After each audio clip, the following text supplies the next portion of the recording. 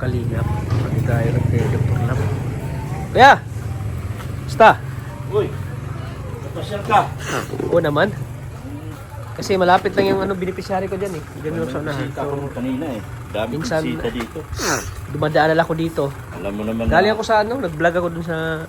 Alam mo naman si Rinaldi, di ba? Ay, Kilala mo si Rinaldi? Hmm. Ikaw yung nagbigay sa akin nun eh. Oo nga.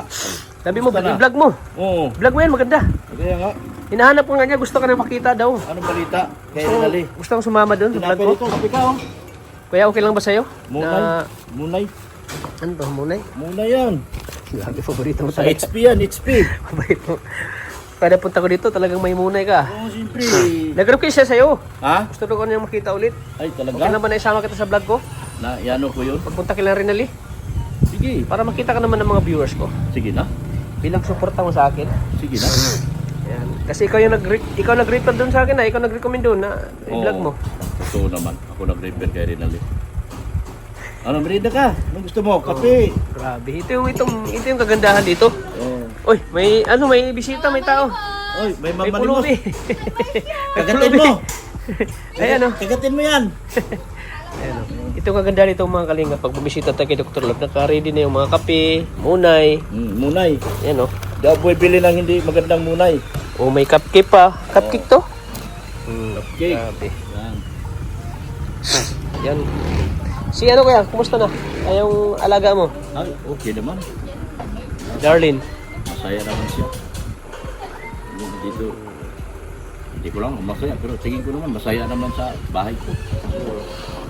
Kasi yung pagpunta dito, hindi naman natin pinipilit kung ayaw niya, gusto niya. Tayo nakikiramdam lang din sa kanila kung gusto nila. Sigurtam naman. Kasi ang mga sponsor ay tutulong yan. Kapag nandito sa bahay niya, kasi ang sponsor niyan, isa sa number 1 sponsor, si Kape. Ayan o. Kape. No, Pakape. umuwi sila Marami Redsin. umuwi. Kayo naman ang pumalit. Kakauwi na nila Redsin ay. Ay pa dito. Oh, Hindi yun, mo na kailangan pumunta ng HP. Dahil yung HP, dinala ko na rito. Oo nga. Timplahan mo. Sipin nyo, pagdating nyo may kape na. Timplahan mo yung ano. Saan pa kayo? Dilo, yan, manmunay. Ano nga pala yun? Ayan po mga kalingap. Dito sila Jello Mags. Hindi ka sumama sa amin nung gabi. Ay tama, dumaan ako dito. Hapon, pagting ko ay wala. Pumunta. Nagbuntiro yata kayo, nagbuntiro? Pumunta kami kay Dilo. Sama namin si David. Mayaman na yun, ayaw niya ay. Ayaw na. Sinabihan ko na kasi nag-withdraw ng 100,000. Grabe yaman. Sa Wala man lang ako laman ng 100. Wala man lang laman Nakita yung... ko doon eh, sabi ko, itatago ko sana yung helmet niya. Nakita niya ako niya. Nakalimutan ko. Tapos, tinignan ko, punta ka doon sa bahay kasi magluto ko camping. Ang dami. Oo. Dami. Tama namin. Di makutsin natin, nakalimutan ko lang sinabi ko lang niya kanina. Pinakilala ko yung big sponsor ni David. Sinabihan ko Sana sa kung kanya. nakita mo, yung big sponsor ni David. Huwag ka nang mag-text kasi walang signal sa bahay. Sabi Kaya ko sa nga. kanya, punta ka na lang. Hindi pumunta. Pagkatingin ko na, nakapost yung... Ano eh? Kalimutan niya pala. Oo. Ngayon, nandun kami, pinakilala ko kay Musido, sabi nga, uy, malaki na ito ha. Nung pumunta tayo sa Mantagbak, malit na bata to. Malit na bata nito. Tapos ano pa, yung... Ano pa yung mukha, yung Oo. musmusin pa. Musmus pa. Oo, Ngayon, tapos madumi ang mukha. Kung saan naglalaro kasi ito eh. kaya nga. Sana naman ako, yung ano ko lang na sana maging ano siya rito, mag-enjoy lang siya. Enjoy niya lang yung buhay niya dyan. Wala man makikialam sa kanya kung anong gusto niya. Kami hanggang suporta lang talaga kami. Tagal na ito ah.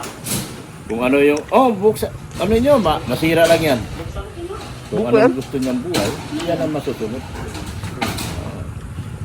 Hanggang suporta lang kami. Pero, yun nga, kung uuwi man siya sa kanila, wala akong may tulong sa kanya. Vlog lang, may vlog ko lang siya. Pero yung pag-aaral, wala kasi bibitawan talaga siya ng mga sponsor. Sabi ni Sir Leo tsaka si Tita Annalyn, bibitawan talaga siya. Kaya sana magiging ano lang siya, maging honest to goodness lang. enjoy niya lang buhay niya dyan, di naman siya pinakikialaman. Oo. At gusto ko sana masanayan na yung buhay niya rito. At makalimutan niya yung buhay niya doon sa kung ano yung buhay niya dati. Oo, yun. Kasi ang pagbabago ng kanyang buhay ay nasa kanya yun eh. Kung paano niya i-adapt yung bago niyang environment. Oo. At least dito, di naman siya mag-board kasi may ano na siya, may Lito cellphone. na. Oo. May gagamitin siya, no? Lito na siya dyan. Lito Cellphone na. na siya, yung unang-unang talagang pinoproblema niya nung araw na hindi siya pupunta rito. Kasi wala pala talaga siyang cellphone. Wala siyang libangan. Wala siyang libangan. Nung binili ko ng cellphone, yun, naging tapat naman siya. At ang ginawa ko nga,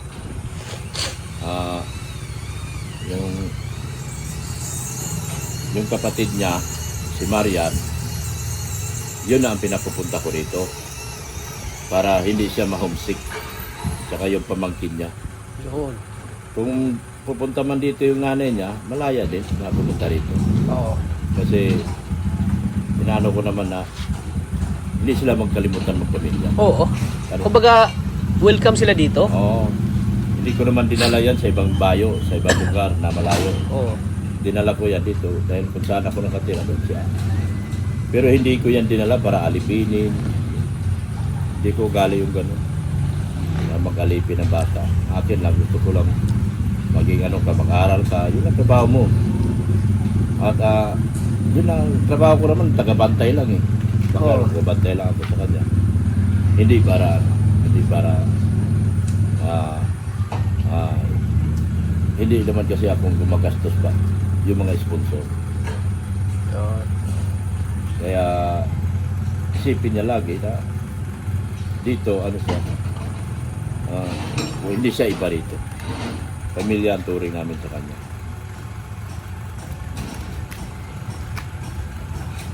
Man yung ano niya, pagpasok niya, pag-aaral niya, ano, kuya? Mga ilang araw na siya Alam mo dito. sa totoo lang, naiba na yung aking ano ngayon eh. Naiba na yung buhay ko ngayon eh. Hindi na katulad dati na kung gigising ako alas 10, alas 11. Minsan niya dati, naiiwanan ako pag pumapasok ko kay Kalinga Prab dahil ang gising ko talaga alas 11. Tapos magpo-vlog ako launa hanggang alas 4. Mag-vlog ako niyan. Ngayon, naiba na yung aking lifestyle, yung aking ginagalawang buhay. Kasi ako ay mag-ano na, gigising ako ng alas 6, ihatid ko siya sa school. Araw-araw yan. Gising ako ng alas 6, ihatid ko sa school. Minsan yan, naisakay ko si Rinaldo eh, kasi malakas ang ulan noong time na yun. Pero nasanay ka na ngayon, kumbaga. Nasasanay na akong problema. Adjust Din mo na ako yung paggising mo. Hindi na ako nakakabalik ng tulong. Kaya Kasi medyo nasaan? naging sakripisyo din sa akin, sa totoo lang. Sana maintindihan ng iba na yung sakripisyo na ginagawa ko doon sa bata, pati yung buhay na yung pagtulog ko, na nabawasan talaga. Nabawasan kasi alam mo naman, natutulog tayo, launa, alas 2. Isipin mo, gigising ako alas 6. Tapos hindi na ako nakakatulog ulit. Pakahirap. Pakahirap, lahat nagkakaedad. Buti kung bata pa ako, nasa 30 pa lang. Oo. Kayang-kaya pa ng katawan niya. So, ano na tayo, nasa late age na tayo eh. Medyo meron na tayong mga counting, kumbaga sa makina, meron na tayong counting diferensya. Kailangan na natin ng counting overhaul. Ano din talagang napakahirap din para sa akin. Kung ano lang talaga